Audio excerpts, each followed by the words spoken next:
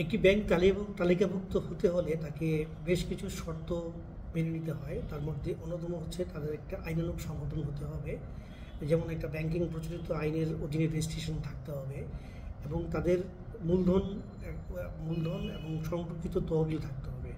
তার একটি ব্যাংক পরিচালনা করার জন্য ব্যাংকিং আইন অনুযায়ী তাদের অনুমোদিত মূলধন থাকতে হবে 400 কোটি টাকা, এবং যার মধ্যে 200 কোটি টাকা হচ্ছে এই আপনার এই আদায়কৃত মূলধন। নগদ অর্থ সংরক্ষণ করতে হয়। যদি সে তালিকাভুক্ত হয় তাহলে বাংলাদেশ ব্যাংকে 4% টাকা তাকে ওখানে সংরক্ষণ করে রাখতে হয়।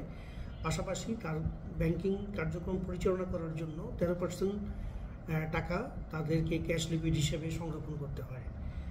এবং গ্রাহকের দাবি এবং চাহিদা ও অন্যান্য খরচ, গ্রাহক যদি দাবি অন্যান্য খরচ যদি মেটানোর জন্য প্রত্যেক তফসিলি ব্যাংকে একটি নির্দিষ্ট পরিমাণ টাকা, যেটা নাকি একটু আগে বলেছি 13% টাকা তাকে সংরক্ষণ করে রাখতে হয় কাস্টমারের চাহিদা মেটানোর জন্য।